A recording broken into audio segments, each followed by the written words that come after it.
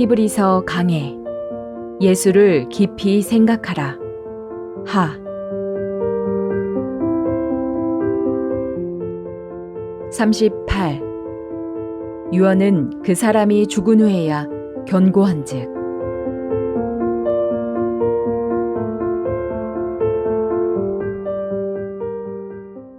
유언은 그 사람이 죽은 후에야 견고한즉 유언한 자가 살았을 때에는 언제든지 효력이 없느니라.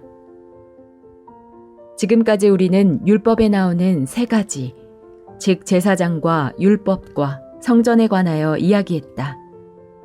하나님께서 첫 번째 언약인 율법을 새 언약으로 바꾸셨고 아론 자손이었던 제사장도 멜기세덱의 반차를 쫓는 예수 그리스도로 바꾸셨으며 양이나 염소를 제물로 드렸던 제사도 예수 그리스도가 제물이 되신 제사로 바꾸셨다. 예수 그리스도는 아론 자손 제사장이 아닌 멜기세덱의 반차를 쫓은 제사장으로서 이 땅에 있는 모형 성전이 아닌 하늘나라에 있는 성전에 들어가셨다. 그리고 양이나 염소의 피가 아닌 자신의 피로 영원한 속죄를 이루셨다. 이처럼 구약에 나오는 율법과 성막과 제사장 및 제물은 예수 그리스도께서 이 땅에 오셔서 십자가에 못 박혀 우리 죄를 영원히 속하실 것의 그림자들이었다. 그것들은 참 것이 아니었다. 구약시대에는 염소나 송아지의 피를 부정한 자에게 뿌려 그 죄를 정결케 하고 거룩하게 하였다. 참 것의 모형인 염소나 송아지의 피도 그처럼 이스라엘 백성들의 죄를 사하였는데 하나님의 어린 양이신 예수 그리스도께서 드린 그의 피가 어찌 우리 죄를 영원히 사하지 못했겠는가? 이를 인하여 그는 새 언약의 중보니 이는 첫 언약 때에 범한 죄를 속하려고 죽으사 부르심을 입은 자로 하여금 영원한 기업의 약속을 얻게 하려 하심이니라. 이 말씀에 나오는 새 언약은 율법이 아닌 다른 법이다. 성경은 첫 번째 언약인 율법을 죄와 사망의 법이라고 하고 새 언약을 은혜의 성령의 법이라고 한다. 하나님은 율법으로는 우리를 구원하실 수 없기 때문에 우리에게 새 언약을 주셨던 것이다. 아론 자손의 제사장이 우리 죄를 사하지 못하기 때문에 하나님은 제사장을 예수 그리스도로 바꾸셨다. 그리고 양이나 염소나 송아지의 피가 죄를 영원히 사하지 못하기 때문에 죄를 영원히 속할 수 있는 예수 그리스도의 피로 드리는 제사를 우리에게 주셨다. 그렇기 때문에 율법의 제사에 속해 있는 사람들은 그리스도의 은혜를 입을 수 없다. 유언은 그 사람이 죽은 후에야 견고한즉 유언한 자가 살았을 때에는 언제든지 효력이 없느니라. 유언은 사람이 죽고 난 뒤에 하는 것이 아니라 죽기 전에 한다. 그리고 유언을 했다고 해서 유언이 바로 성취되거나 그 효력이 나타나는 것이 아니다. 유언은 유언한 사람이 죽을 때까지 기다리고 있다가 죽은 후부터 그 효력을 나타낸다. 그렇기 때문에 유언한 사람이 살아있을 때에는 유언을 했어도 그 유언은 죽어있는 것이나 마찬가지로 아무 효력이 없다. 유언한 사람이 죽음으로써 유언은 살아나는 것이다.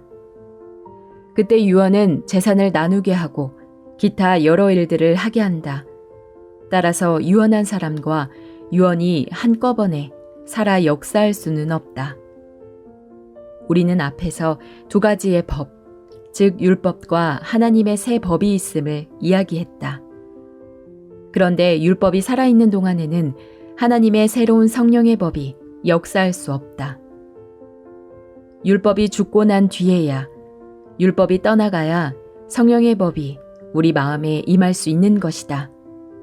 그렇기 때문에 율법 아래에 있는 사람은 단지 십계명 등을 지키는 법 아래만 있는 것이 아니다. 그런 사람은 모형인 성막 아래, 모형 제물인 양이나 염소 아래 머물러 있는 것이다. 예수 그리스도께서는 이 땅에 오셔서 우리를 율법에서 해방시키시고 모형 성전에서 드리는 제사에서 벗어나게 해주시며 양이나 염소로 드리는 제사에서도 벗어나게 해주셨다. 하나님께서 구약시대의 것들을 예수 그리스도의 피, 새 제사장, 은혜의 성령의 법으로 온전히 바꾸신 것이다. 그러나 여전히 율법이 우리 마음에 살아있는 동안은 유언한 사람이 살아있으면 유언이 효력과 의미가 없는 것처럼 우리는 예수 그리스도의 구속의 은혜나 축복과는 아무 상관이 없다.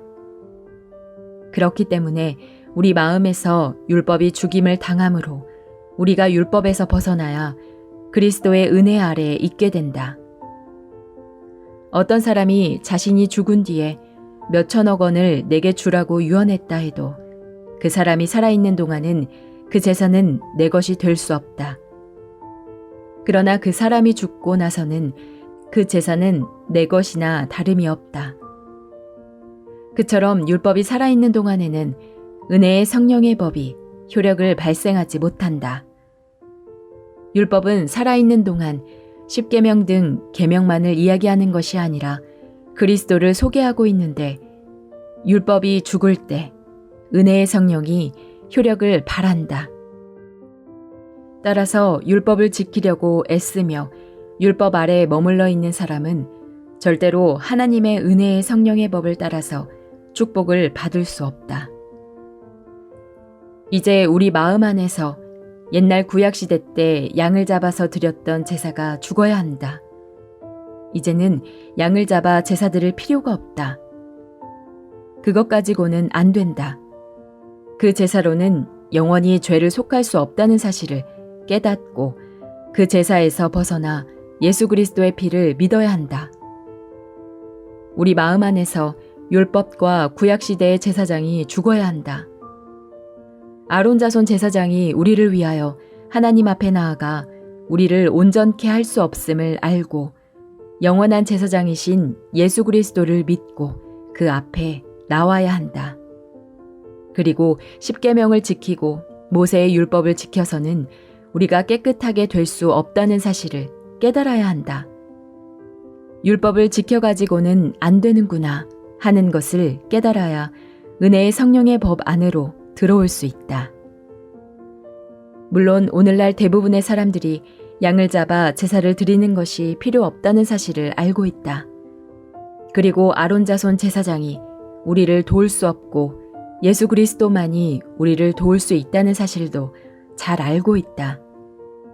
그러나 율법에서는 아직까지 벗어나지 못하고 있다. 그래서 은혜의 성령의 법 아래서 얻는 축복을 누리지 못하고 있다. 유언한 자가 죽어야 유언의 효력이 나오듯이 먼저 율법을 지켜서 하나님 앞에 나아가겠다는 마음이 죽어야 한다. 나는 율법을 지킬 수 없구나. 율법을 지켜서는 안 되는구나 하는 사실을 깨달아야 한다. 그러면 은혜의 성령의 법 앞에 와서 구속함을 얻고 은혜를 입을 수 있다. 너무나 많은 사람들이 이 사실을 깊이 깨닫지 못해 아직까지도 율법을 지켜 온전해져서 하나님 앞에 나아가려고 한다. 염소나 양의 피가 죄를 영원히 사하지 못한다는 사실을 알아 예수 그리스도의 피를 의지한다고 하고 예수 그리스도를 참 제사장으로 모신다고 하지만 율법이 우리를 온전케 할 수 없다는 사실은 깨닫지 못하고 있는 것이다. 그러한 사람들은 히브리서가 우리에게 이야기해주고 있는 깊은 사실을 알지 못하고 있다. 이러므로 첫 언약도 피 없이 세운 것이 아니니 모세가 율법대로 모든 계명을 온 백성에게 말한 후에 송아지와 염소의 피와 및 물과 붉은 양털과 우슬초를 취하여 그 책과 온 백성에게 뿌려 이르되 이는 하나님이 너희에게 명하신 언약의 피라 하고 처음 율법을 세울 때에 피를 가지고 그 책과 백성들에게 뿌리며 언약을 세웠던 것처럼 두 번째 법도 예수 그리스도의 피로 모든 곳에 뿌려 언약을 삼았고 우리 죄를 정결케 했다. 영원하신 예수 그리스도의 피가 우리 죄를 씻은 것이다. 율법을 쫓아 거의 모든 물건이 피로써 정결케 되나니 피 흘림이 없은즉 사함이 없느니라.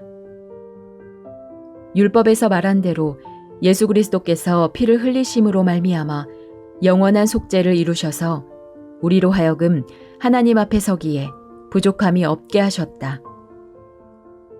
사람이 유언을 하는 것은 영원히 살 수 없기 때문이다.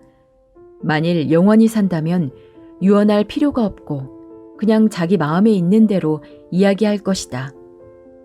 그러나 사람은 영원히 살 수 없기에 유언을 하고 자신이 죽은 뒤에 대신할 사람을 세우기 위해 유언을 한다. 하나님께서는 구약에 나오는 율법과 제사장과 제물과 성전을 바꾸기로 하셨다. 율법은 그것들이 바뀌어질 것과 예수 그리스도로 말미암아 그 모든 것이 회복될 것을 이야기하고 있다. 그리고 예수 그리스도께서 오셨다. 그런데 예수 그리스도는 율법이 죽어야만 역사하신다.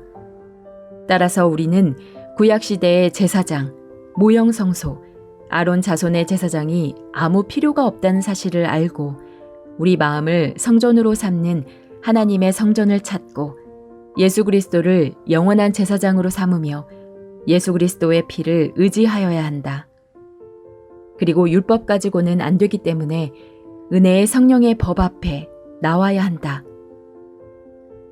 이 사실을 깨닫지 못한 사람들은 아직도 첫 것을 의지하고 있다. 지금까지도 유대인들은 양을 잡아서 그들의 죄를 사하려고 한다. 그들에게는 참 제물 대신 예수 그리스도가 역사할 수 없다. 누구든지 양을 잡아 제사 드리는 것이 무익하고 아론 자손 제사장이 무익하며 율법을 지켜서 하나님 앞에 나아가는 것이 무익함을 깨달을 때 하나님이 예비하신 거룩한 제사장과 거룩한 구원을 얻게 된다. 거룩한 은혜의 법이 그를 온전히 해방시켜준다. 히브리서는 그 사실을 우리에게 말해주고 있다.